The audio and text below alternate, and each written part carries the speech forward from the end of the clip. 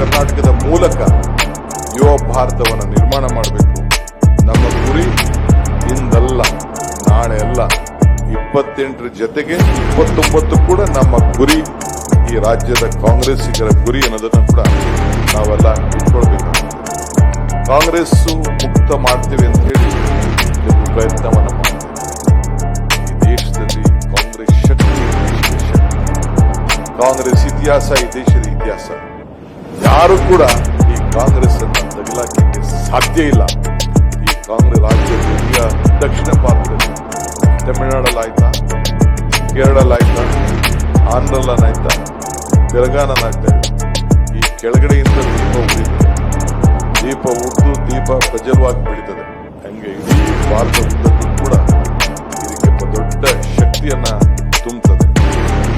ತಾವು ಇದಕ್ಕೆ ಈ ಭಾರತದ ಸ್ವತಂತ್ರ ಸಂಗ್ರಾಮದಲ್ಲಿ ಯಾವ ರೀತಿ ನಿರ್ಣಾಯಕವಾದಂತಹ ತೀರ್ಮಾನವನ್ನ ಹಿಂದಿನ ಹಿರಿಯರು ಮಾಡಿದ್ರು, ಹಂಗೆ ಈ ರಾಜ್ಯದಿಂದ ಹೊಸ ಪೀಳಿಗೆ ಮಹಾತ್ಮ ಗಾಂಧೀಜಿಯವರು ಏನು ನಮಗೆ ನುಡಿಯನ್ನ ಕೊಟ್ಟರು, ಹೆಜ್ಜೆ ಹಾಕಿದ್ರು, ಈ ದೇಶಕ್ಕೆ ಯಾವ ರೀತಿ ನಾಯಕತ್ವವನ್ನು ಕೊಟ್ಟರು, ಆ ರೀತಿ ಯಾವ ಅಧಿಕಾರ ಕೂಡ ಅವರು ಬಯಸಲಿಲ್ಲ.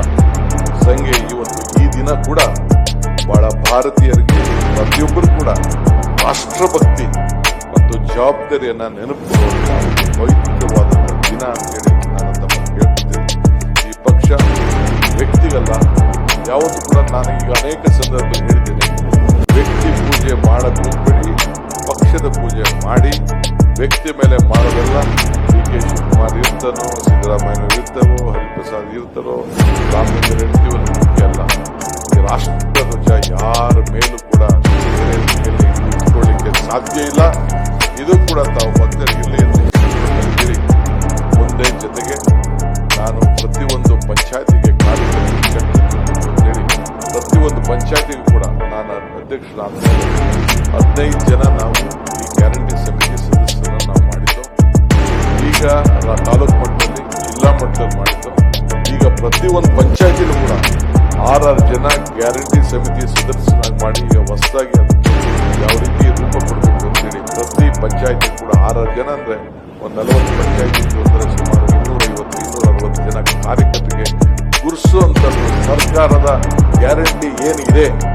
5 ಬೆರಳು, ನಾನು ಅನೇಕ ಭಾಷೆಗಳಲ್ಲಿ ಹೇಳಿ 5 ಬೆರಳು ಸೇರಿ ಈ ಕೈ ಗಟ್ಟಿ ಆಯಿತು, 5 ಕಾರ್ಯಕ್ರಮ ಸೇರಿ ಈ ಕೈಗೆ ಮುಷ್ಟಿ ಆಯಿತು. ಹಂಗೆ ಹೇಳಿದ್ದೇನೆ. ಚುನಾವಣೆ ಹೇಳ್ದೆ, ಕಮಲ ಕೆರೆಯಲ್ಲಿದ್ದರೆ ಚಂದ, ತೆನೆ ಹೊಲದಲ್ಲಿದ್ದರೆ ಚಂದ, ಈ ದಾನ ಧರ್ಮ ಮಾಡುವ ಕೈ ಅಧಿಕಾರದಲ್ಲಿದ್ದರೆ ಮಾತ್ರ ಚಂದ. ಹಂಗೆ ಈ ದಾನ ಧರ್ಮ ಮಾಡುವ ಕೈ ವಿಧಾನಸೌಧದ ಅಧಿಕಾರ ಇದ್ದದಕ್ಕೆ ಇವತ್ತು 1,21,00,000 ಗೃಹಲಕ್ಷ್ಮಿ ಮಹಿಳೆಯರಿಗೆ ಅಕೌಂಟ್ಗೆ ನೇರವಾಗಿ 2,000 ರೂಪಾಯಿ